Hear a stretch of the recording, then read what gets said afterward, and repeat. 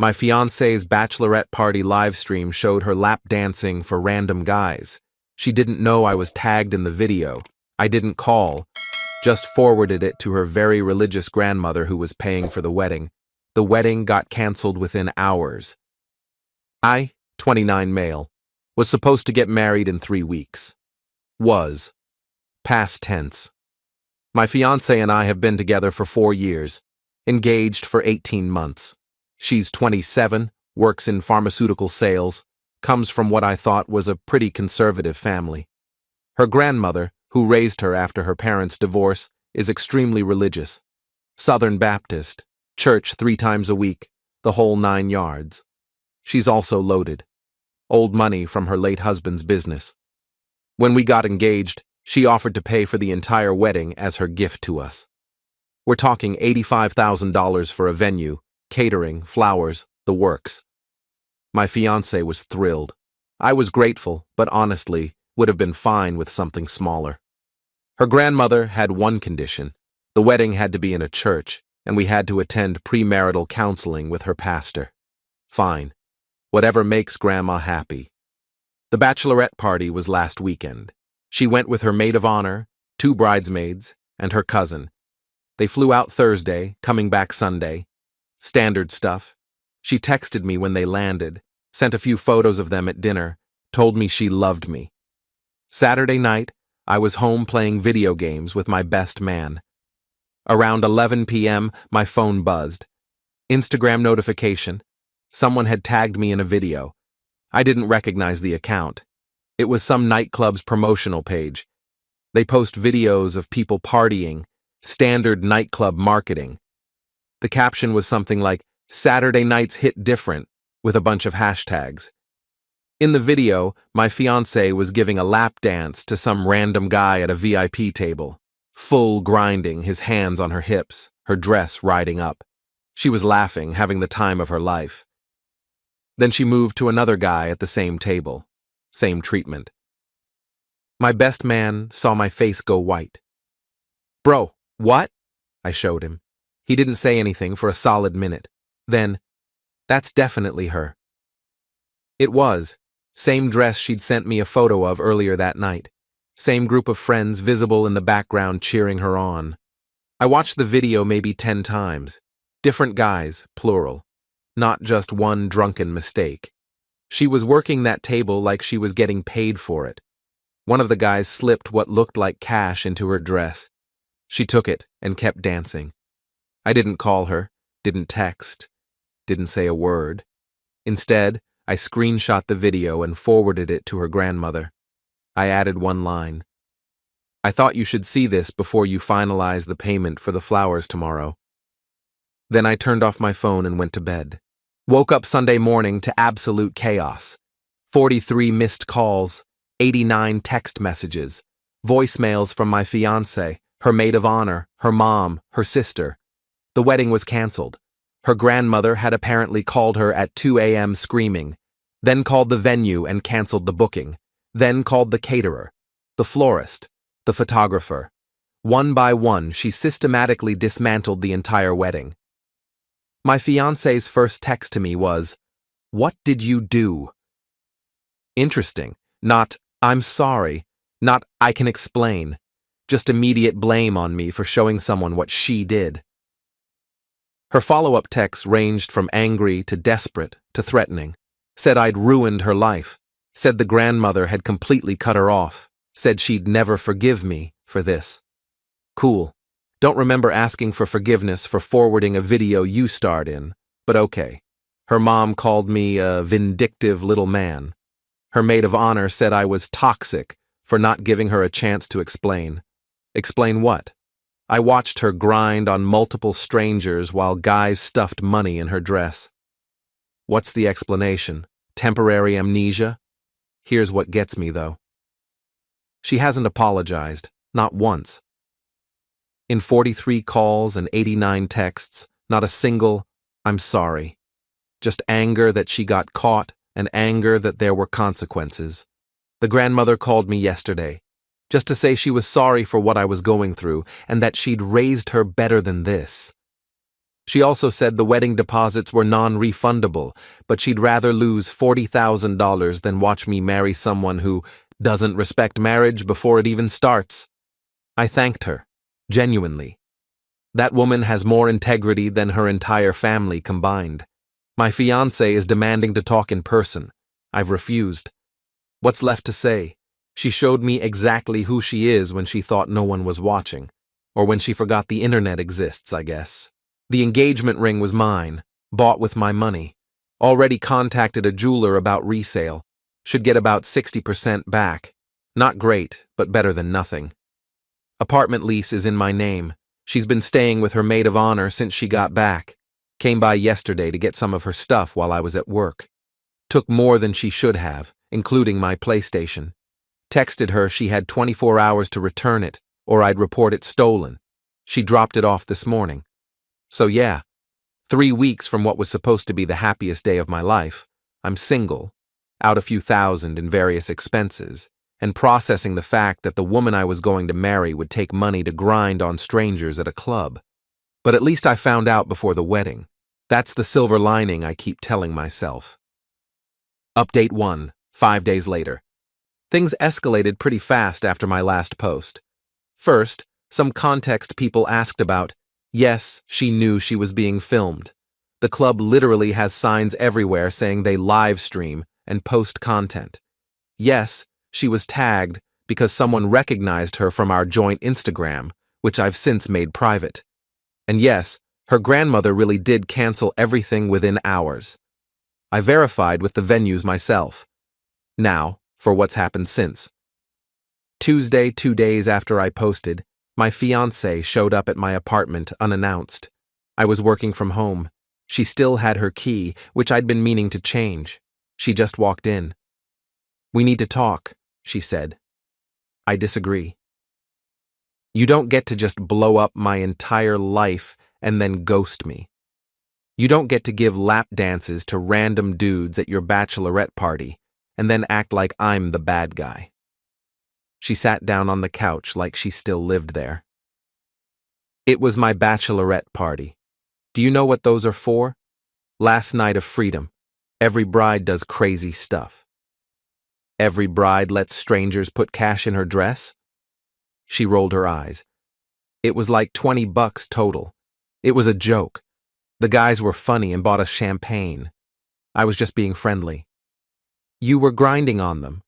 It's called dancing. God, you're so uptight. I stared at her. This was the woman I was going to marry. This person who genuinely saw nothing wrong with what she did. I want you to leave. No. Not until we work this out. You embarrassed me in front of my grandmother, in front of my whole family. Do you know what they're saying about me? Probably that you were lap dancing for strangers 3 weeks before your wedding. This isn't funny. I'm not laughing. She started crying then. The tears I'd been expecting since this whole thing started. I love you. I made one mistake. One. And you're throwing away 4 years because of it? You're throwing away 4 years. I just showed someone a video. To my grandmother. You could have come to me. We could have talked about it. But no, you went nuclear and now she's cut me out of the will. There it was. The real issue. Not that she'd hurt me. Not that she'd disrespected our relationship. That she'd lost access to Grandma's money. I think you should go.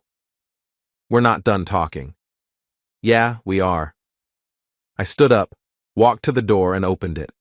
She sat there for another minute, like she was waiting for me to change my mind. When I didn't, she grabbed her purse and stormed out. You're going to regret this, she said. You'll never find anyone like me. That's the hope. Thursday, her mom called. This conversation was somehow worse. You need to fix this, she said. No hello. Fix what? My daughter is devastated. Her wedding is ruined. Her relationship with her grandmother is destroyed. And it's all because you couldn't handle a little harmless fun. Harmless fun? Bachelorette parties are supposed to be wild.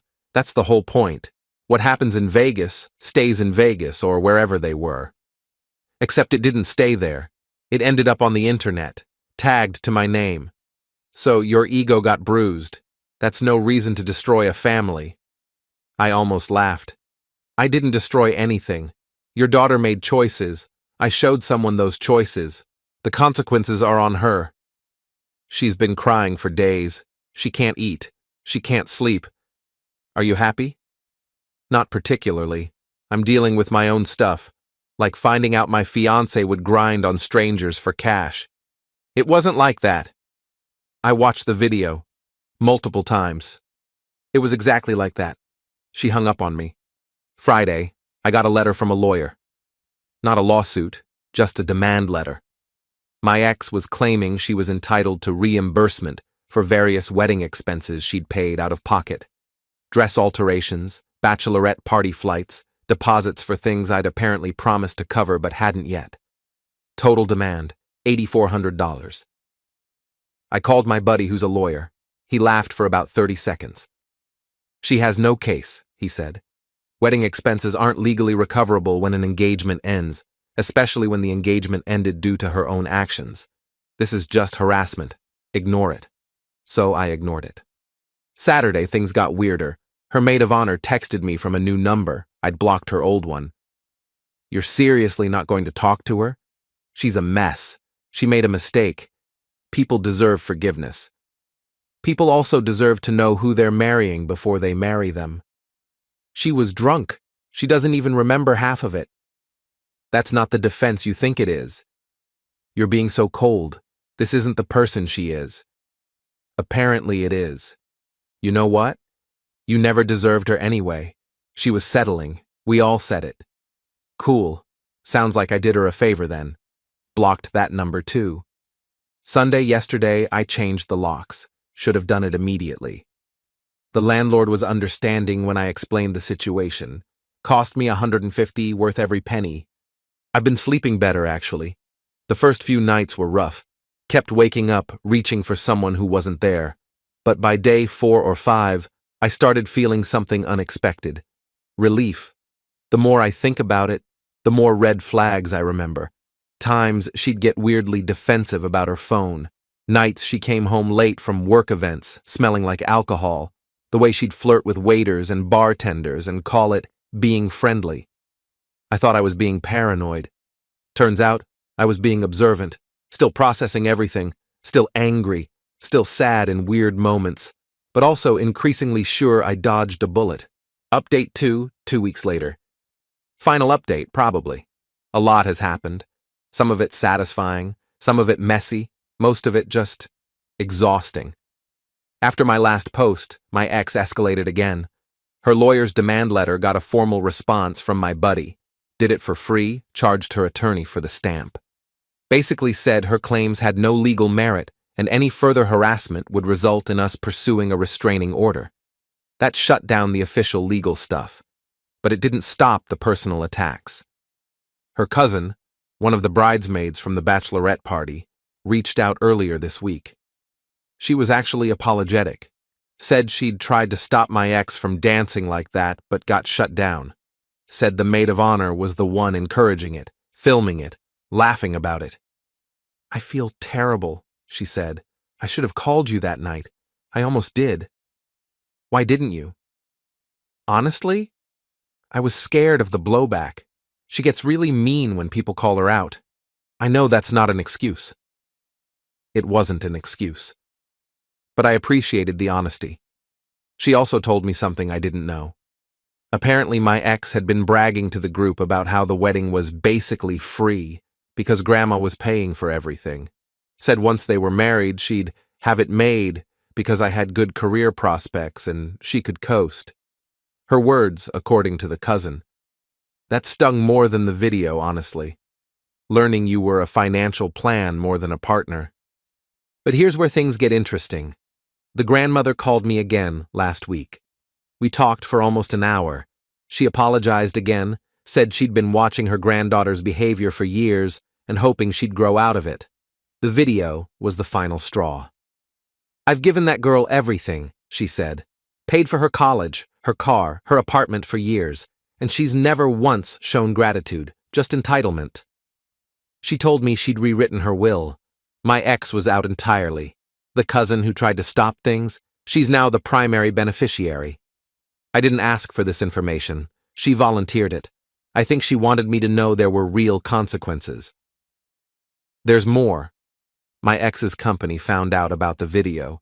Someone at the nightclub apparently posted it to Twitter, and it went mildly viral in a bachelorette party gone wrong kind of way. One of her co-workers recognized her. It got back to her manager. Pharmaceutical sales is all about relationships and trust. Looking professional matters. Having a video of yourself doing that doesn't exactly scream, "Trust me with your medical decisions." She wasn't fired, but she was transitioned to an inside sales role. No more client visits, significant pay cut. Her maid of honor texted me from yet another new number, blaming me for leaking the video. I didn't leak anything. The club posted it publicly. The internet did what the internet does. I just forwarded it to one person. Everything else was organic consequences of her own choices. But of course, it's still somehow my fault. Last Tuesday, she showed up at my apartment again. This time she couldn't get in because of the new locks. She sat outside my door for 2 hours. I know because my neighbor texted me updates. She's crying. She's on the phone yelling at someone. She's writing something. Note maybe. When I got home from work, there was a 4-page letter slid under my door. I'll summarize. Page 1, how much she loves me and how we're meant to be together. Page 2, how this was all a misunderstanding and I overreacted. Page 3, how everyone has abandoned her, grandmother, family, now her job is suffering, and it's not fair. Page 4, how if I don't take her back, she'll have nothing left and can't be responsible for what happens. That last part made me uncomfortable. I called her mom. Your daughter left a letter that sounds like she might hurt herself. I'm telling you so you can check on her. This is the last contact I'm having with your family. Her mom's response? If she does anything, it's your fault. You did this to her. I hung up and blocked her number. Also saved the letter and documented the call just in case. The cousin reached out again yesterday. Said my ex was fine, just being dramatic for attention. Said the family was handling it, but that everyone was exhausted by her behavior. Apparently this wasn't the first time she'd pulled the "I'll hurt myself" card to manipulate a situation. I felt relief and guilt for feeling relief, and then more relief. So where does that leave me? I got about $4,200 back from the ring resale. Less than I hoped, but enough to cover the various deposits I'd personally paid that weren't refundable. The apartment is mine again, cleaned it top to bottom, rearranged the furniture, made it feel like my space instead of our space. I've been seeing a therapist, just started last week, already helpful. She pointed out something I hadn't considered. I made a decision in the moment, based on instinct. I didn't scheme or plan revenge. I just showed someone the truth and let the chips fall. That's not vindictive. That's honest. My ex's grandmother sent me a card in the mail. Actual card, with a handwritten note. She thanked me for having more integrity than most men twice your age. Said she'd pray for me. Coming from her, that means something. Do I feel bad about how things went down? Sometimes. Late at night, mostly. 4 years is a long time. There were good moments. I loved who I thought she was, but I don't regret what I did. She showed me who she really is when she thought no one was watching. The grandmother deserved to know before she spent $85,000 on a wedding that was built on lies. My ex never apologized.